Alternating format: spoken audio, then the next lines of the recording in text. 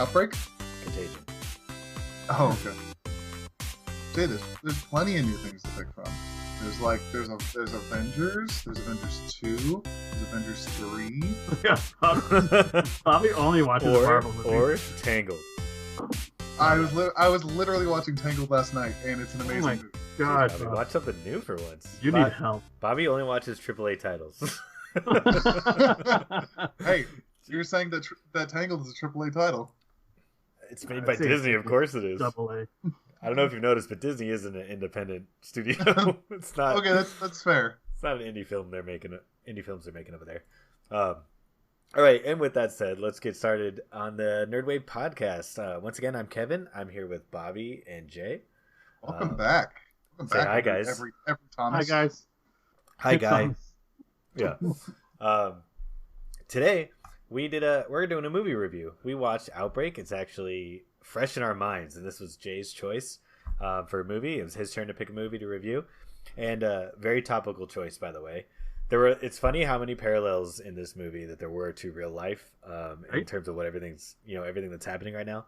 So good this choice. Is a scary, or not worst case scenario, but like a scary thing of what may happen depending on how things could shake out. Yeah, it's worst case scenario for how a government might react, which is probably the scariest part. And if you think it's just a small town too, it's like we'll get into everything. I guess the first question we should ask is, and Jay's seen this movie many times. First time for me, Bobby. I think it was first time for you as well. Yeah. Did you like it? Oh yeah, you're talking to me, right? Of course. Jay's already seen it. Jay's seen it many times, and he hates the fucking movie. I enjoyed it. I actually thought it was better than I thought it would be. I think it was pretty good. I wouldn't watch it again unless it was just on TV and I had nothing better to watch. But there are definitely worse things you could watch. Like Tangled. I'm sort of along the same lines there. I enjoyed it. There was a lot more stuff that happened into it than I expected. I thought it was going to be a lot slower. But would I watch it again, or would I actively seek it out to watch it again? Probably not. This is a one and done for me, probably. But much more enjoyable than I expected. The acting was pretty good. The story was pretty good. The line delivery was on and off.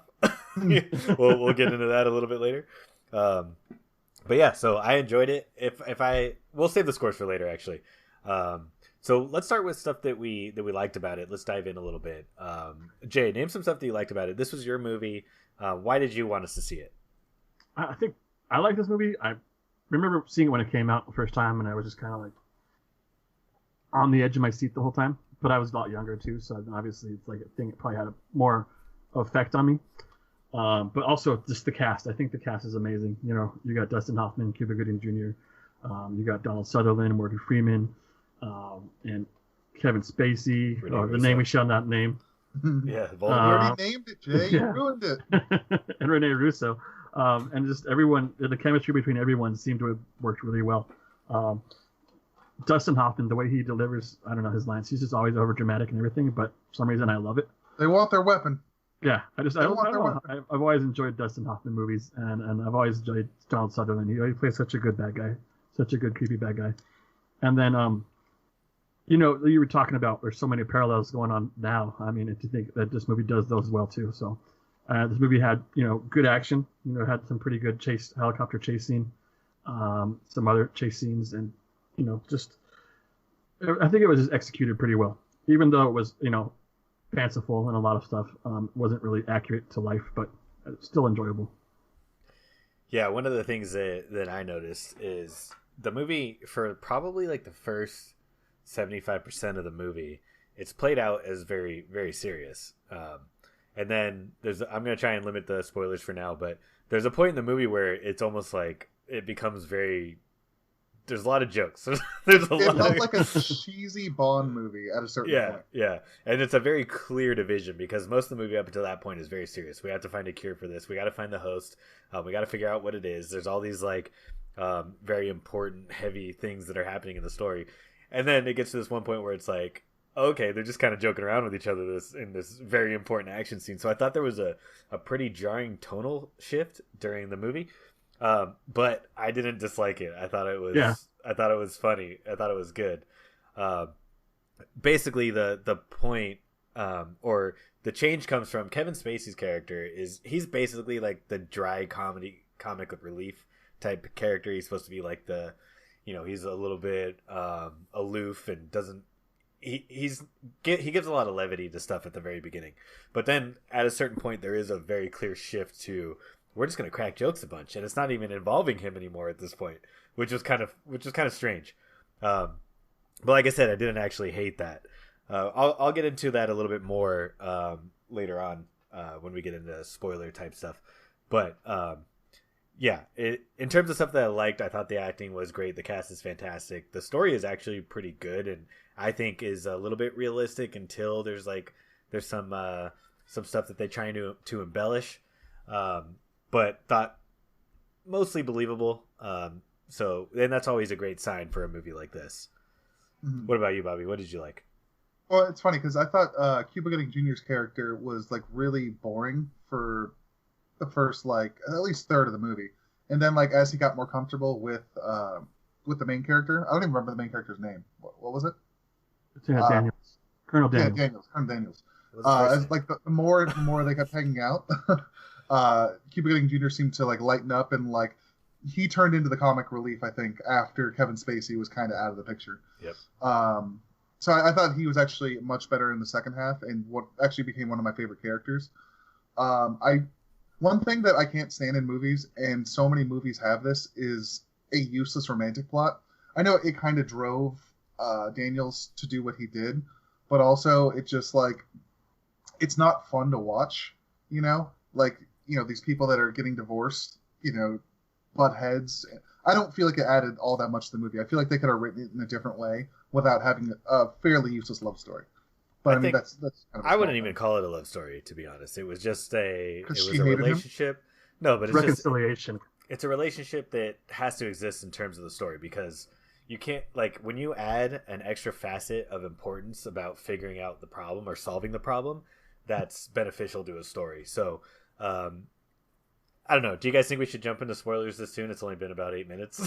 Or should we step back a little bit, maybe go back and talk about Kuba's character? He's the new guy on the team, so I think it kind of worked that he was kind of dry. He was trying to find his place on the team, and then partly through the movie he found it. Mm-hmm. So yeah, I think did a good job doing that. They did a good job writing that. True. Not sure what that has to do with the love story, but we'll the love story was quote unquote love story between Cuba and Daniels. And yeah, it's obviously there. They have the same arguments and conversations that a couple would have. True. About whether they should keep the weapon. Yeah. Where should we go for dinner? All right, so basically, Bobby liked the cast, Jay liked the cast, I liked the cast. The acting was generally good. Bobby, you were saying that the story seemed, or the love story seemed useless. What about you, Jay? Did you have any dislikes with the movie? I don't think I really had any dislikes with this movie. Obviously, I'm the one that's seen it a bunch of times, and I mean, you guys said you wouldn't go out of your way to watch it again or actively seek it. I mean, I will honestly. Sometimes if nothing's on, I'm like, oh, hey, cool, Outbreak. I won't actively see it, but seek it, but it's there, and I will watch it. I have no problem with the love story either. I think the love story, Daniel's already, was so invested in trying to find this cure, and I think this just bumped his investment up another notch, and then he's just desperate to find it. Exactly. So I think the love story really kind of added a little more fuel to that fire. It's important to add a personal connection to solving the problem in a story like this, because it just heightens the stakes. And so if that didn't exist, I guess you could have just had them be a normal couple. You could have done it with Kevin Spacey. You could have done it with Kevin Spacey's character. Had them be a little bit closer, be really good friends, and then him want to do everything he can to save one of his best friends. Well, in hindsight, we definitely don't want to do that. Yeah. Knowing what we know about what we know Kevin now. Spacey as an actor. If you think about it, that is a decent point, though. Who's going to take care of the dogs if they all? It's true. You don't want to split the dogs up. That's true. But it's like in any kind of disaster movie where you have the hero and you have the family aspect, and he's got to have something to fight for. I think it makes sense, and I'm glad it was in there. But at the same time, if it wasn't, I may not have really noticed in the end. Also, too, you talk about Kevin Spacey. It could have been Kevin Spacey, but I think a lot of times there is that formula where once someone needs to die, And if it was anyone It's else, usually the it probably French. would. Yeah, if it was anyone else, I don't think it would have worked. I don't think it would have worked if Cuba died, and it definitely wouldn't have worked if Renee Zellweger died. So I think Kevin Spacey was the perfect. Renee candidate for Zellweger that. definitely wouldn't have worked if she died because she wasn't in the movie. If they'd have killed Renee Renee Zellweger, Russo. Renee Russo. that would have been a crime. The other Renee. because She wasn't a character in the movie. The older Renee. I'm sorry. Renee Zellweger's like, I wasn't Renee even in that Russo. movie and I died. What's Renee funny Russo. is about Renee Russo. I had this thought earlier at the start of the movie. Then Kevin voiced this about halfway through. He's like, it feels like this should be a Sandra Bullock character, or Sandra Bullock should be playing this character. Yeah. And I don't know what made me think that, but I thought the same exact thing. Yeah. I really don't know why, but it seems like it was a perfect role for her. Absolutely. I 100% agree because I'm the one who said it. So that would be natural, Jay, right? you're left in the dark here. I don't know what your problem is. Yeah. Why do you hate think Sandra Renee Bullock? Russo should have been Sandy? Huh? I don't think so. Huh? I mean, honestly, they're almost the same actresses. They kind of have a mediocre rise, and then Renee Russo never really was never really an A-list, I guess. No. She was But they never both in had that Sweeps. mediocre rise. Yeah. Yeah, that was just kind of a funny little tidbit that we had. It definitely seems like a Sandra Bullock role, which was funny. But yeah, just getting back to the whole it needing to be his wife, or as we find out, ex-wife, as Morgan Freeman's character makes totally clear. Yeah, I kind of agree with Jay that the best friend sort of has to die in these types of movies. Spoiler alert. And actually, with that said, we're almost at the third mark. Let's get into some specifics about what kind of happens in this movie, what we didn't like, what we did like. Bobby, let's start with you. What can you dive into more that you didn't really like about this? I mean, I don't think there was a lot that I really didn't like outside of the love story. I think it was, I like there were moments where they like the villains, or not necessarily the villains. Well, you could call them the villains. It's hard to say, but where the stakes were upped, and I didn't actually expect that to happen. Like when they at the very beginning of the movie, spoilers, they think that they're dropping like aid, and then it actually just there's like a thing that's parachuting down, and it's a bomb, and it blows up the village. Right. I was like, okay, that's a hell of a start to the movie. I think that that's a very effective way of setting the tone for the movie, because they're like, they did that once, so spoiler alert, they're going to want to do it again, and they lean heavily on the fact that they're going to do it again. So that was a great way to start the movie for sure. Yeah, definitely. And then I think it was an interesting journey with Dustin Hoffman's character, Colonel Daniels, trying to figure out everything that's going on, and just like, he's against the government, trying to stop everything from happening, and trying to make sure that the town is safe. And I always love that kind of character. It's like in every season of 24, Jack Bauer is like disobeying orders. Yeah, he goes against orders, and he's a fugitive from the law. At least once in every single season of 24 that happens. And it sounds like a very diverse storyline. He does it in a different way every time, and then they forgive him because he's right. So how it goes. All right, makes sense. Just like Dustin Hoffman, that's why he's going to face no charges. Which is funny because Jack Bauer's dad is in this movie as Donald's the villain, as the worst person. Yeah. All right, Jay, do you have any complaints with this movie, since this is basically your movie? You signed off by choosing this as a movie we need to watch. So anything that you don't necessarily like? It's not open range. It's not open range, so I definitely there's something I don't like about it. I think the way they get the cure, the way they find the whole species is kind of way out there. I mean, it's really far fetched to be able to do that and narrow something really like a needle in a haystack kind of thing going on, but it's like a needle in a giant haystack the size of California.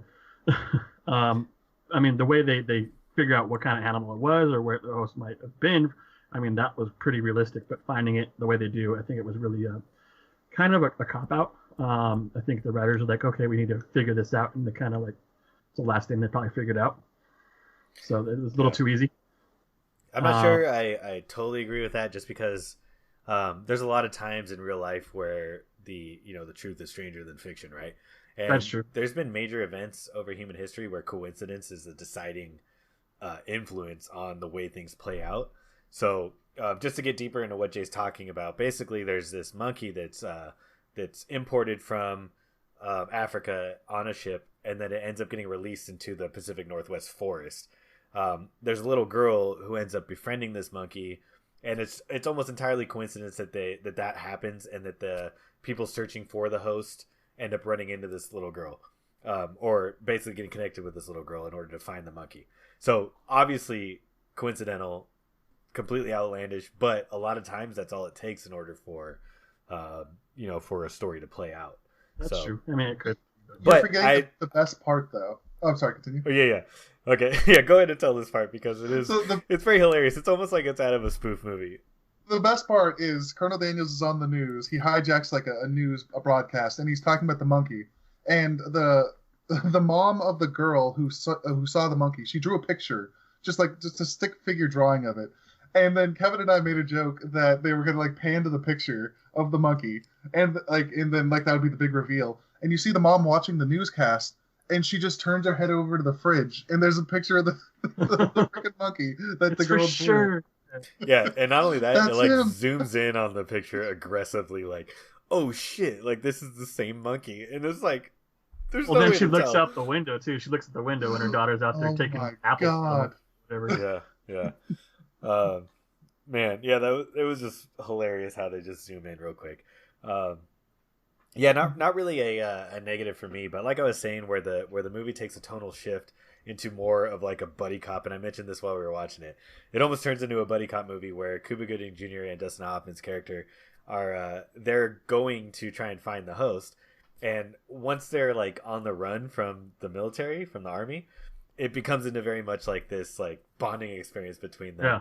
And Bobby mentioned it earlier that Cuba Gooding Jr. basically becomes a comic relief, and he's cracking jokes and stuff, and like pretty much is a clone of Kevin Spacey's character with his dry humor. And then it's just like this whole chase scene. There's a helicopter chase scene where they're being chased by two helicopters that are trying to shoot him down. They're trying to kill him, and they're just cracking jokes the whole time. And it's like it's very different than the previous 75% of the movie up until that point, which is this very, very serious story about them trying to find a cure for this mystery disease. So I thought that was funny, and not really a dislike. It was just kind of like this thing where I was like, oh, okay, this is a different movie now. We're watching a different movie.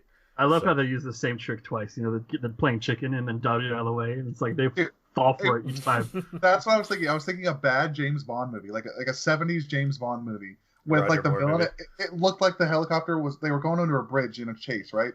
And it looked like the helicopter tailing him was about to crash right into the bridge, and then it just didn't. And then there was another. Okay, well, wait. So the first helicopter goes under it, and it looks like they're gonna hit it, right? And then the second one is following them. First of all, why did they decide to go into the bridge too? Not explained. But when they do it, Donald Sutherland's character is like, "Don't go into the bridge," and he puts his arms in front of his face like they're gonna hit it, and then they don't. They just don't. It just goes like normal. So that's bad enough. And It's then perfect. you have another moment after where there's another helicopter chasing them. So there's two helicopters, and he gets them to almost crash into each other, and he does the same thing, throwing his arms up. And I expected an explosion. I'm like, oh, okay, just nothing happened there. That's fine. It's the same cuts. They did the same pieces of the recorded. Yeah. They just did it twice. I feel So like Michael Bay. Yeah, exactly. I feel like in order to make that scene more effective, they should have cut one of those out. Because then it like the second time you're like, oh, they're gonna try and get us again, and then they do. Which is also funny too. Fire. Because then to take it even further, at the climax of the movie, they do the same thing again, where they play chicken with the bomber, and they're just in this little helicopter, and the bomber like dodges it, and they're like, oh no, and then they don't hit. So it's like they use the same trick 3 times within a matter of 15 minutes. Like it's all in the end of the movie. 10 minutes right there. Yeah. Also, another half complaint, because it was like sort of effective when they're at the end of the movie. They're trying to convince the military to not bomb this town, because that's all the military wants to do is bomb the town to eradicate the virus before it spreads. So Dustin Hoffman's character is pleading with the bombers, the pilot, saying like, we found the the cure, basically. Don't do this. We have the cure already. Yeah. And that scene, I don't know about you guys, but it drags a little bit too long for me. I thought like if it was maybe it could have been. Yeah, like if it was cut in half, it would have been it would have been a lot more effective. But because during that scene, I'm sitting there, I was actually on the edge of my seat, like Jay said earlier with this movie. And I was like, what's going to happen? Like, how are they going to solve this problem? But then like it sort of drags and you stop caring a little bit.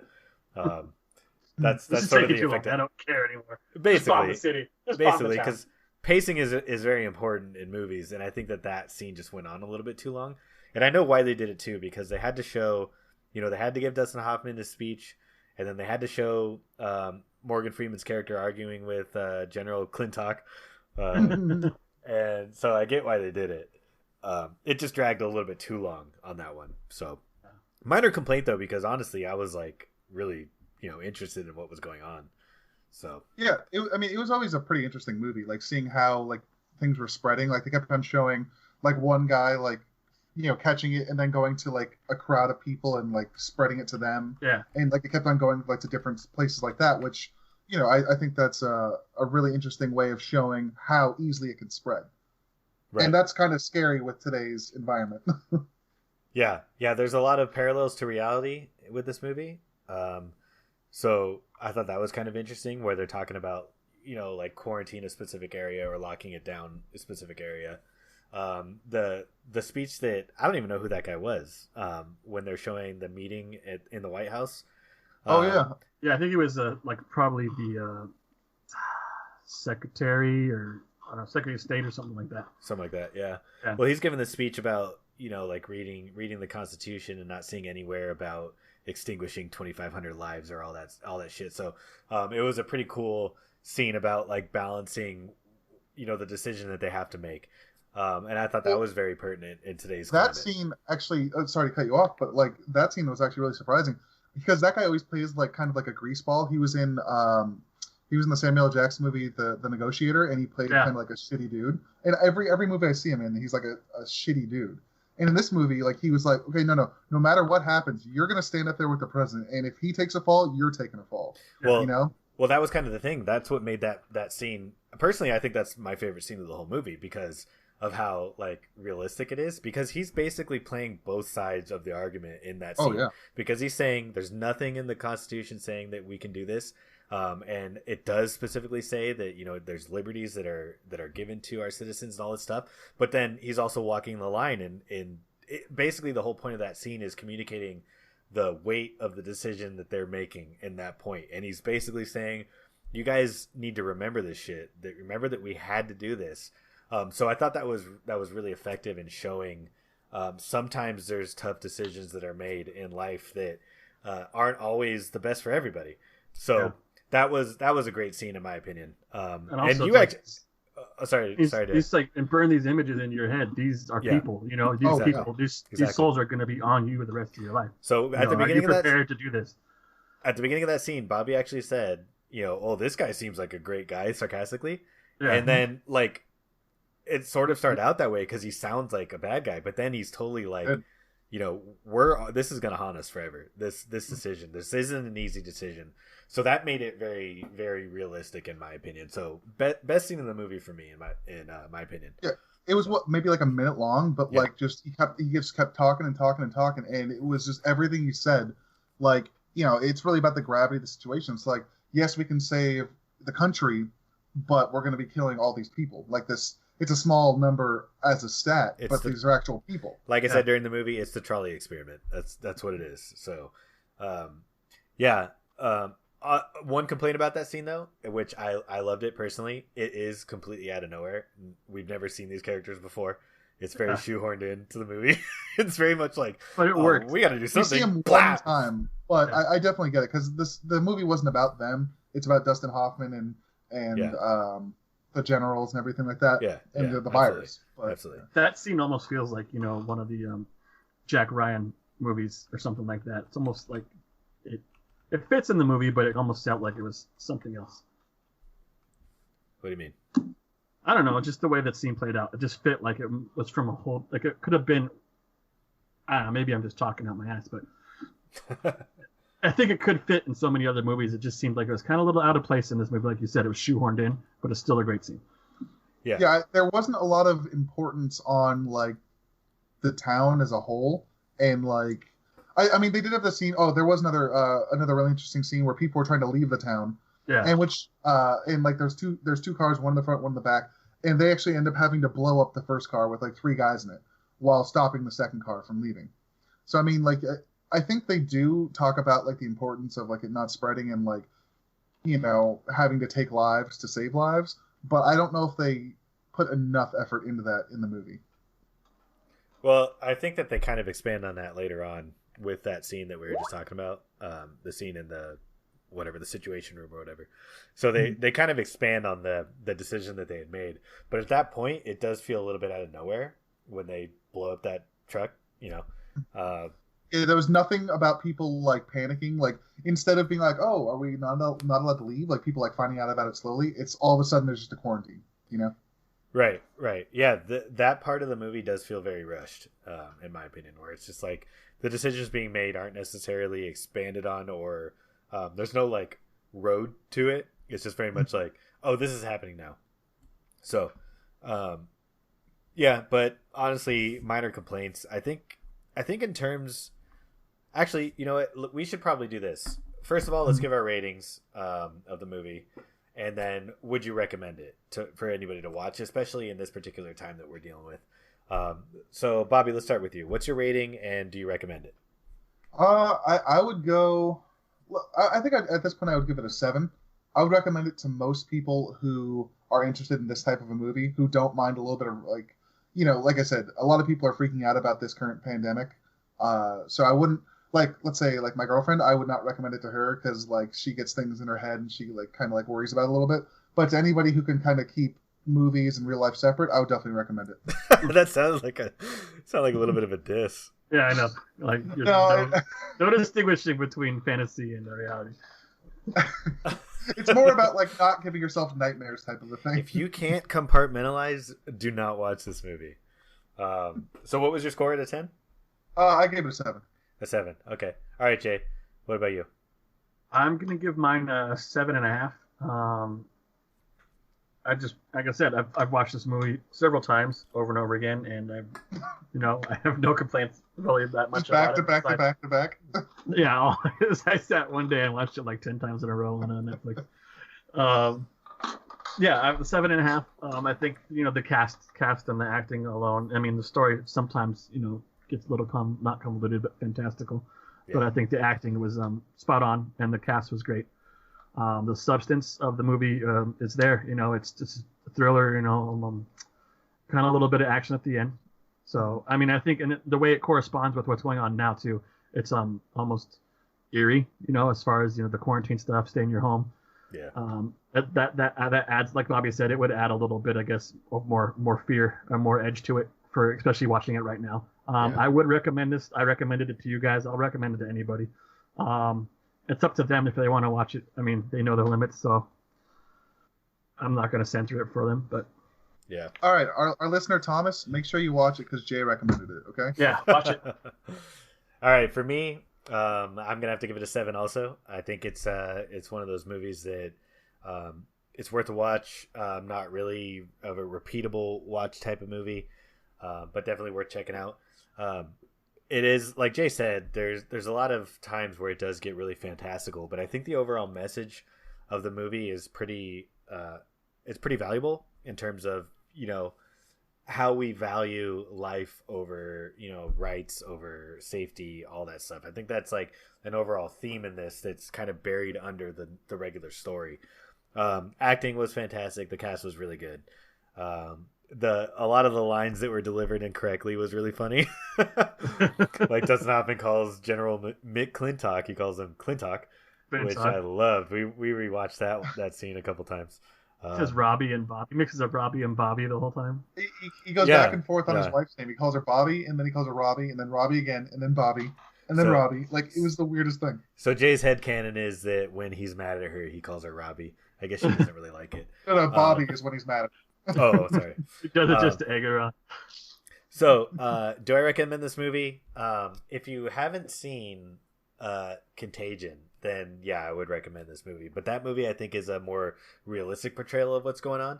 If you want something a little bit more lighthearted, something that isn't super serious or believable, then yeah, I would definitely recommend this. But yeah, I give it a 7 as well. So we're all pretty much within the same realm. of what this movie's rating is for us. So that's interesting. None of us hated it, which is also interesting. I'm not unhappy that I watched it. Yeah, So, yeah. And that way. And honestly, I don't know if it just had to do with the company that I was with while watching this, but it didn't drag at all. It didn't seem like it was a movie that it was as long as it was. So that's always a benefit. If a long movie doesn't feel long, that's a plus. Yeah. And that's what this does. So, yeah. So basically, we're averaging out at a 7.25. No, we're not. Less than that. I can't do math. 7.08 or something like that. Yeah. So let's just round down. 7 out of 55 million is what we rate this movie. Yeah, 55 million is a perfect. We never gave you the scale. It's okay. This is not a very good movie. I'm sorry, everybody. Okay, let's log it down for real. 7 viruses out of 10. It's a good movie. It's definitely watchable. So yeah, I think that 7 COVID-19s out of 10. I give it 7 Matabu. 7 COVID-19s. Is that 7 times 19? Oh shit, I can't do that math in my head. All right, yeah, I think that wraps up our review of Outbreak. Check it out if you want. It's on Netflix. So until next time, our next episode should just be a regular discussion. So keep an eye out for that. Like, comment, and subscribe. Let us know if you watch this movie. Let us know if you like this movie, if you don't like it. And we'll engage you in the comments. Yeah, and then as far as the next movie review, it's Kevin's turn, so it's probably going to be Tokyo Drift. So look out for that. Why would you let me know that? There's no viruses in that movie. All right, guys. We'll see you next week or next episode. Until then, thanks for riding the wave. Wow, get pitted. All right, shred that gnar. Stay safe out there. Bye. Bye. Sanitizer here.